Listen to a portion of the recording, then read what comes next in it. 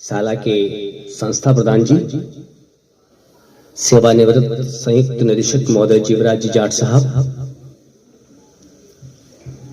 मंच पर आसीन सभी सेवानिवृत्त एवं वर्तमान में कार्यरत सभी शिक्षकगण,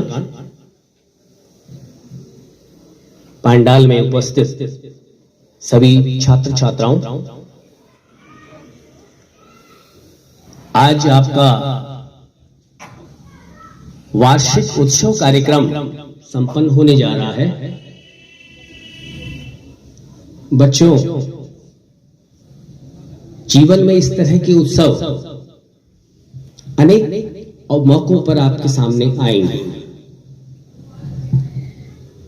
और जीवन भी एक उत्सव ही है, यदि जीवन को उत्सव की शैली में जिया जाए तो।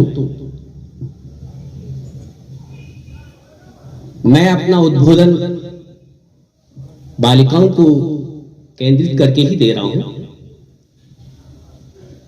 बच्चों, अगर आप एक कल्पना कीजिए, आपके सामने एक पात्र पूरा गेहूं का भरा हुआ है, किसी भी अनाज का, और उसमें से आप एक एक दाना निकाल के बाहर डालते जा रहे हैं, क्या होगा?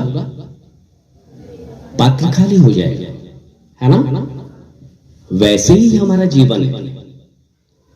मनुष्य की उत्पत्ति होती है, उसका जन्म होता है और एक बार में वो अपना इस संसार छोड़ के चला जाता है। इस दरमियान, इस जीवन अवधि के अंदर जो वो कर्म करता है, जो वो कार्य करता है, वो कार्य उस व्यक्ति को पूरे इस सृष्टि के जब तक ये रहती है, जब तक ये मानवता रहती है, उसके कार्यों को हमेशा याद किया जाता है। इसलिए जीवन का पहला सबक, समय के महत्व को पहचानिए। अगर हम कुछ भी नहीं करेंगे, सोते रहेंगे, सूर्योदय होगा, सूर्यास्त होगा और वो दिन चला जाएगा। और ऐसे करते करते बच्चा बाल्यावस्था से किशोरावस्था को आता है, वर्किंग मैन, काम करने वाला व्यक्ति बनता है, फिर वो हमारे जैसे बैक बेंचर्स में से आ जाता है, मार्गदर्शक में, और अंत में इस दुनिया को छोड़ के चला जाता है। तो यदि अपने को जीवन में कुछ करना है तो उसके लिए हमें हर पल को, हर क्षण को, उसके महत्व को समझते हुए जीना होगा। जिसने समय के महत्व को समझा, जिसने समय की कद्र की, उसने इस संसार पे राज किया, ना केवल भौतिक क्षेत्र में, बल्कि उसके जो संवेदनात्मक जो क्षेत्र होते हैं, आध्यात्मिक जो क्षेत्र होते हैं, उसके अंदर भी अपने उसने झंडे गाड़े। किसने? जिसने समय के उपयोग को समझा, समय के महत्व को समझा, उसका कद्र किया। कद्र करने का आशय यह है कि आपको अपना कर्मशील रहना है, कर्म करते हुए रहना है आपको। जो यदि आपको अपने जीवन को सफल बनाना है, सार्थक बनाना है, तो जीवन के हर क्षण का उपयोग करना है। लेकिन उसका उपयोग कैसे करना है? ऐसे करना है कि आपके जीवन से कहीं आनंद चला न जाए। आपके जीवन में खुशियां, आनंद, हंसी, ठहाके, उल्लास जीवन भर बना रहना चाहिए।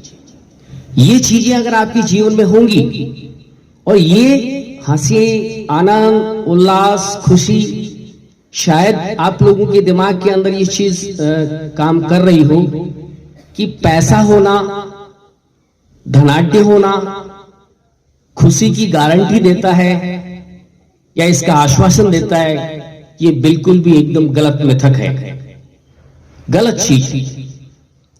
खुशी आपके भीतर है, आपके भीतर छुपी हुई।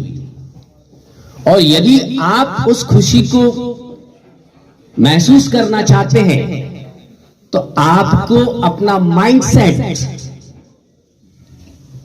आपको अपना माइंडसेट सोचने की, समझने की, महसूस करने की जो आपकी विधा है, जो आपका स्वभाव है, उसको बदलना होगा। चीजें ना तो कभी सुख देती है, ना कभी दुख देती है।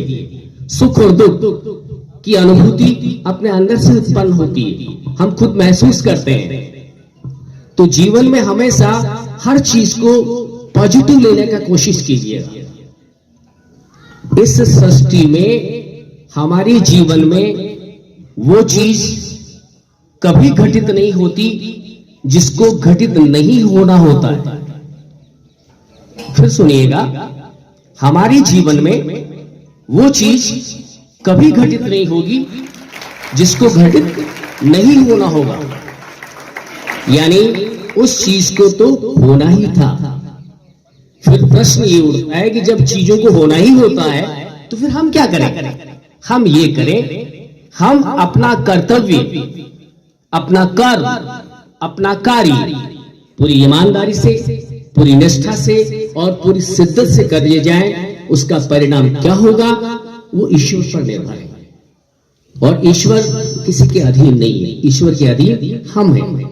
और ईश्वर ने जो हमें दिया है, हो सकता है वो परिणाम, वो चीज हमें उस समय, उस पल बहुत दुखदाई लग रही हो, लेकिन वही चीज हमारे लिए भविष्य में जाकर के लाभदायी भी हो सकती है, सुखकारी भी हो सकती है। इसलिए जीवन में जो भी परिणाम आए, अच्छे काम करने के बाद उसे सहर्ष स्वीकार कीजिए, आनंद से स्वीकार कीजिए। मेरे लिए यही होना था और मैं इसके लिए ही बनी हूं या बना हूं। लेकिन इसका मतलब मैं नकारात्मक नहीं कह रहा हूं। अपना प्रयास, अपना परिश्रम 100% उसको दीजिए। जितनी आप में स्किल है, जितना आप कर सकते हैं उतना आप कीजिए। उसके बावजूद जो परिणाम आता है उसे सहर्ष स्वीकार कीजिएगा। दूसरी बात, बच्चियों, आपके ऊपर तो इस राष्ट्र निर्माण की सबसे बड़ी जिम्मेदारी है, क्योंकि आज जो हमारे राष्ट्र की जो सामाजिक जो स्थिति है, जिस तरह का माहौल, जो चीजें हम आए दिन पेपर में, न्यूज प्रिंट मीडिया में पढ़ते हैं, देखते हैं, सुनते हैं, उसका शायद बहुत सारे कारण होंगे। मैं ये नहीं कहता कि और कुछ भी कारण नहीं है, लेकिन एक कारण ये है कि हमारे समाज की जो मुख्य तुरी होती है परिवार, और वो परिवार कैसा होगा ये डिपेंड करता है उस परिवार की मातृ शक्ति कैसी है, उसमें मां की भूमिका क्या है। अभी आपने आज ही पेपर में पढ़ा होगा कि बच्चियों को यदि मोबाइल छोड़ना है या उनको दूर करना, तो पहले उनकी माएं मोबाइल देखना जो बंद करें। तो क्योंकि परिवार के अंदर बच्चों को कैसे संस्कार मिलेंगे, कैसे उनको शिक्षा मिलेगी, कैसा उनका व्यवहार रहेगा और वो किस तरह से पाल पोस कर बड़े होंगे, इसकी महत्वपूर्ण जिम्मेदारी उसकी मां की होती है। जैसे मां के विचार होंगे, जैसे मां को चीजों को देखने का नजरिया होगा, जिस तरह से वो सोचेंगी, अपना जो व्यवहार करेंगी, वही व्यवहार उनके संतान में आता है। वही संतान आगे चल करके परिवार बनता है, और वही परिवार आगे चल करके समाज बनता है, और वही परिवार आगे चल करके राष्ट्र बनता है। इसलिए आपका चरित्रवान होना, आपका जो है एक संस्कारित होना अत्यंत जरूरी है किसी भी एक समृद्धशाली और संस्कारवान राष्ट्र के होने के लिए। ये पहली सीढ़ी है। आप यदि होंगे तो राष्ट्र भी संस्कारवान होगा और समाज भी संस्कारवान होगा। इसलिए भले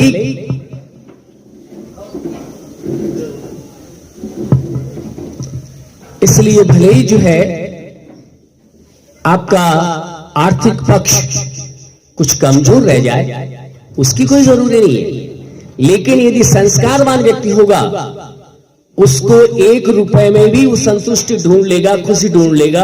और बेवकूफ व्यक्ति को अगर आप 1 लाख रुपए दे दो तो भी वो रोता ही रहेगा, मेरे पास पैसे कम है। ये किस पर डिपेंड कर रहा है? उसके संस्कार के ऊपर, उसके सोचने की शक्ति के ऊपर।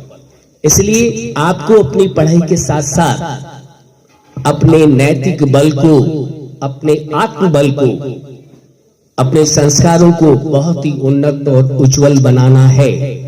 क्योंकि आप पर ही हमारे देश का भविष्य, हमारे देश के संस्कारित होने की गारंटी जो है निश्चित है।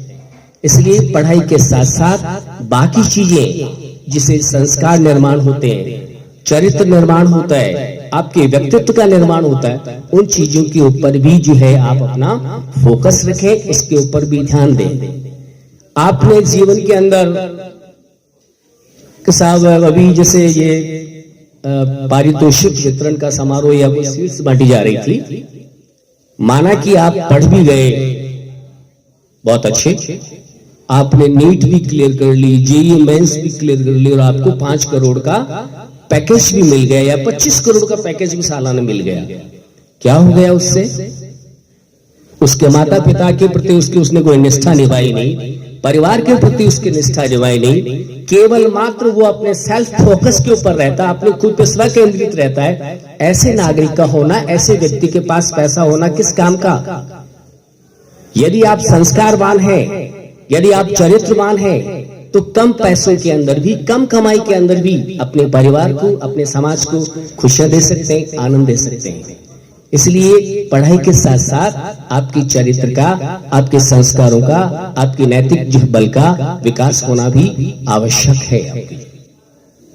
और कुछ बात आपको मैं, जब वार्षिक समारोह की भी चल गई है भाई, कुछ व्यक्तियों को तो यहाँ पुरस्कार मिल रहे हैं, कुछ यहाँ दर्शक के रूप में बैठे हैं। ऐसा क्यों? इसके 2 कारण है बच्चों।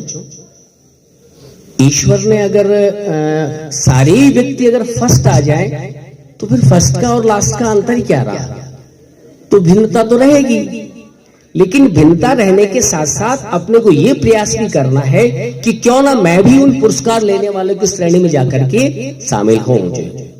इसलिए आपको ये प्रयास भी करना चाहिए कि जैसे जैसे आप जो है, ये दूसरे लोग जो आगे बढ़ रहे हैं, जिन्होंने जो पुरस्कार प्राप्त किया है, मेरा प्रयास भी ये होना चाहिए कि मैं भी इनके अंदर जो है अव्वल रहूं। लेकिन फिर एक याद रखना, केवल एक पुरस्कार पाना ही गारंटी नहीं है सफल होने का। कोई दुनिया के बहुत सारी फील्ड है जिसके अंदर जो सफल हुआ जा सकता है। आपके सारे व्यक्ति के डॉक्टर बन जाएंगे, सारे व्यक्ति इंजीनियर बन जाएंगे, तो खेती कौन करेगा? हल कौन चलाएगा? कारपेंटर का काम कौन करेगा जी? मैकेनिक कौन करेगा? काम करेगा। समाज को सारे व्यक्ति चाहिएगा, और सभी व्यक्तियों में एक जैसी योग्यता होती नहीं है कि सभी व्यक्ति में एक समान कोई होती है, थोड़ी जो बिल्कुल एक जैसे हैं। हर व्यक्ति को ईश्वर ने अलग तरह से बनाया है। उसकी जो है मेंटल जो पोटेंशियलिटी है, उसकी मानसिक जो क्षमता है वो भी अलग अलग होती है, शारीरिक क्षमता भी अलग अलग होती है। और दूसरी बात, ईश्वर के वहां से वो अपने अलग अलग प्रारब्ध कर्म लेके आता है कि तुझको ये काम करना है, इसलिए उसको वे काम ही वो करेगा। लेकिन फिर भी अपने को अपने अच्छे के लिए प्रयास करना चाहिए। बहुत सारे वक्ता शेष हैं, इसलिए मैं अपनी वाणी को यहीं विराम देता हूं। जय भारत, जय राष्ट्र।